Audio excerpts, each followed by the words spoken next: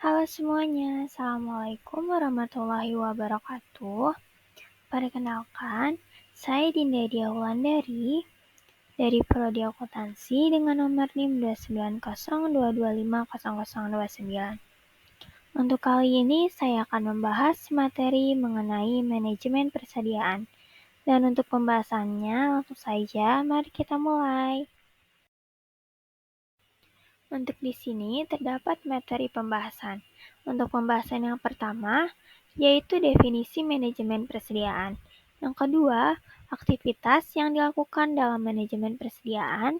Yang ketiga, fungsi dan tujuan manajemen persediaan. Yang keempat, faktor apa saja yang mempengaruhi manajemen persediaan. Dan yang kelima, metode dalam manajemen persediaan. Untuk pembahasan yang pertama, di sini terdapat definisi dari manajemen persediaan. Untuk arti dari persediaan itu ialah barang-barang yang biasanya dapat dijumpai di gudang tertutup, lapangan, gudang terbuka, atau tempat-tempat penyimpanan lain, baik berupa bahan baku, barang setengah jadi, barang-barang untuk keperluan operasi, atau barang-barang untuk keperluan suatu proyek. Sedangkan untuk definisi dari manajemen persediaan, ialah kegiatan yang berhubungan dengan perencanaan, pelaksanaan, dan pengawasan penentuan kebutuhan material atau barang lainnya, sehingga di satu pihak kebutuhan operasi dapat dipenuhi pada waktunya, dan di lain pihak investasi persediaan material atau barang lainnya dapat ditekan secara optimal. Jadi, dari penjelasan tersebut, manajemen persediaan ini merupakan pendekatan sistematis untuk memperoleh, menyimpan, dan mengambil keuntungan dari aset non-modal atau bahan baku dan barang jadi dengan jumlah stok yang tepat, di tempat yang tepat, pada waktu yang tepat, dan dengan biaya yang tepat. Sederhananya, perusahaan ini mengontrol bahan baku dan proses produksi pada level yang sesuai atau sudah disediakan agar tidak terjadi kelebihan atau kekurangan stok yang berakibat pada kerugian perusahaan. Untuk selanjutnya pembahasan yang kedua, yaitu aktivitas yang dilakukan dalam manajemen persediaan. Aktivitas yang dilakukan terkait dengan manajemen persediaan ialah mencakup pemesanan, evaluasi ketersediaan persediaan, pengelolaan penyimpanan, perhitungan biaya penyusutan, penjadwalan, dan perhitungan biaya kekurangan stok atau shortage cost. Jadi, manajemen persediaan ini menggunakan berbagai data untuk melacak barang saat mereka bergerak melalui proses, termasuk nomor lot, nomor seri, biaya barang, jumlah barang, dan tanggal ketika mereka bergerak melalui proses. Untuk pembahasan yang ketiga, di sini terdapat fungsi dan tujuan dari manajemen persediaan. Menurut Render dan Heiser, tahun 2005, terdapat 4 fungsi persediaan, yaitu yang pertama adalah mendekouple atau memisahkan beragam bagian proses produksi.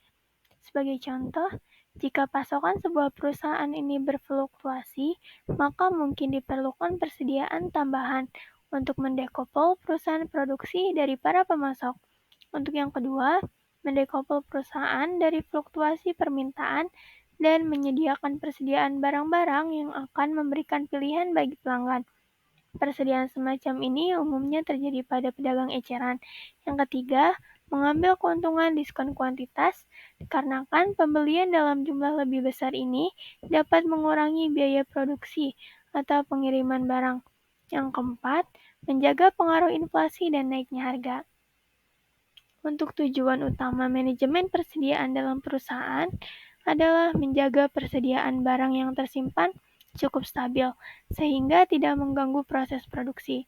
Dan juga ada beberapa tujuan lain, seperti memastikan bahan baku yang tersedia untuk produksi dalam jumlah yang aman. Yang kedua, memberi waktu perusahaan untuk mengelola pembelian bahan baku. Yang ketiga, mengantisipasi perubahan permintaan dan penawaran barang produksi. Yang keempat, menyesuaikan jadwal produksi barang. Yang kelima, meningkatkan efisiensi operasional. Dan yang keenam, yaitu meningkatkan kepuasan pelanggan. Untuk pembahasan yang keempat, di sini terdapat faktor-faktor yang mempengaruhi manajemen persediaan. Di bawah ini terdapat beberapa faktor yang dapat diperhitungkan oleh manajemen persediaan dan bisa mempengaruhi tingkat persediaan perusahaan, seperti Untuk faktor yang pertama yaitu jumlah dana yang tersedia. Maksudnya, suatu ketersediaan dana yang dimiliki ini sangat berpengaruh terhadap prioritas pembelian persediaan. Untuk item apa yang urgent untuk bisa dibeli dan item apa yang masih bisa ditunda. Yang kedua yaitu faktor lead time, ialah waktu tunggu barang yang dipesan ini sampai barang diterima. Untuk faktor yang ketiga, frekuensi penggunaan. Artinya, semakin sering digunakan akan semakin kecil persediaan yang tersedia. Untuk faktor yang keempat, terdapat daya tahan persediaan. Jadi, suatu persediaan yang memiliki daya tahan yang lemah, seperti buah, daging, dan barang sejenis, harus segera cepat dikeluarkan atau dijual, atau juga digunakan. Untuk faktor yang kelima yaitu bencana. Jadi, persediaan juga dipengaruhi dengan bencana, misalnya bencana alam, wabah, atau bencana yang disebabkan oleh manusia, seperti kebakaran. Untuk pembahasan yang kelima, di sini terdapat metode dalam manajemen persediaan. Untuk metode yang pertama adalah just-in-time management atau metode tepat waktu. Just-in-time management ini ialah metode di mana perusahaan tidak menyetok atau tidak memiliki persediaan. Just-in-time management berasumsi jika perusahaan tidak memiliki persediaan, maka perusahaan tidak memiliki biaya atau beban atas persediaan. Jadi, perusahaan mendatangkan bahan baku hanya pada saat dibutuhkan saja. Caranya adalah dengan bekerja sama dengan supplier atau pemasok bahan baku dan menjaga hubungan yang baik dengannya. Hal ini dilakukan supaya supplier akan selalu siap untuk menyediakan stok untuk perusahaan. Bisnis manufaktur seperti industri otomotif, elektronik, dan tekstil sering menggunakan metode JIT. Untuk metode yang kedua ialah Economic Order Quantity. Economic Order Quantity ialah metode kuantitas pesanan ekonomi. Economic Order Quantity ini ialah salah satu metode pengelolaan persediaan dengan cara membeli persediaan sesuai dengan pesanan yang diterima, sehingga tidak ada stok barang yang tersisa dan dapat menghemat biaya pemeliharaan stok barang. Economic Order Quantity ini ialah metode yang digunakan untuk menentukan jumlah pesanan optimal agar biaya total persediaan seperti pembelian, penyimpanan, dan pemesanan itu minimal. Ini melibatkan perhitungan matematis yang mempertimbangkan biaya pembelian, biaya penyimpanan, dan tingkat permintaan. Dan juga, metode EOQ ini membantu dalam mengoptimalkan persediaan dengan memesan jumlah yang tepat pada waktu yang tepat. Banyak bisnis retail dan grosir serta farmasi menggunakan metode EOQ. Untuk yang ketiga, terdapat metode periodic review. Metode ini ialah metode yang digunakan untuk memastikan ketersediaan produk sesuai dengan jumlah yang dipesan adalah sama pada setiap periodenya. Artinya, pemesanan barang sudah akan terjadwal secara rutin, sehingga biaya yang disiapkan ini bisa diperkirakan. Jadi nanti pada akhir periode, persediaan fisik dihitung dan perbedaan antara jumlah persediaan awal dan akhir digunakan untuk menghitung jumlah penjualan atau penggunaan persediaan selama periode tersebut.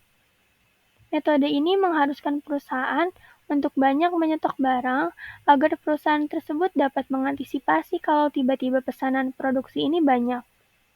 Dan industri yang mungkin menerapkan metode ini meliputi retail, distribusi, dan manufaktur, terutama yang memiliki siklus produksi atau permintaan yang jelas dan dapat diprediksi. Untuk metode yang keempat, yaitu metode analisa ABC. Dalam metode analisa ABC, dilakukan penggolongan persediaan, di mana dasar penggolongan tersebut adalah nilai serta persediaan. Hal yang dimaksud nilai di sini adalah nilai total dari persediaan dan bukan harga persediaan per unit. Jadi, dalam metode analisa ABC ini, setiap item persediaan akan diberikan label sesuai kelasnya masing-masing. Hal ini dilakukan karena setiap item persediaan diperlakukan berbeda. Dan juga, ini membantu perusahaan untuk fokus pada pengelolaan yang lebih ketat pada barang yang memiliki dampak finansial terbesar. Misalnya, ada persediaan kayu, paku, dan cat. Kayu bisa dilabeli dengan grade A karena kayu perlu perlakuan khusus untuk penyimpanan dalam gudang supaya tidak rusak. Lalu, cat bisa dikategorikan golongan B karena penyimpanannya mungkin lebih mudah kayu. Untuk paku bisa diberi kode C karena meskipun jumlahnya banyak namun penyimpanannya jauh lebih mudah dibanding dua persediaan sebelumnya. Untuk metode yang kelima ialah Material Requirement Planning. Material Requirement Planning ini bisa disebut dengan perencanaan kebutuhan material. Ialah metode pengendalian dan perencanaan persediaan yang menjamin persediaan bahan baku atau komponen tersebut selalu tersedia, dan untuk memastikan persediaan jumlahnya itu tidak terlalu banyak. Hal ini dikarenakan semakin sedikit jumlah persediaan, otomatis biaya untuk menjaga persediaan tersebut juga makin sedikit. Perencanaan yang dimaksud pada metode ini ialah meliputi rencana penjadwalan pembelian, jadwal produksi, dan pengiriman material. Untuk contoh industri yang sering menerapkan MRP, seperti manufaktur, otomotif, elektronik, farmasi, serta sektor makanan dan minuman. Dan juga salah satu industri yang sering menggunakan metode MRP ini adalah industri otomotif.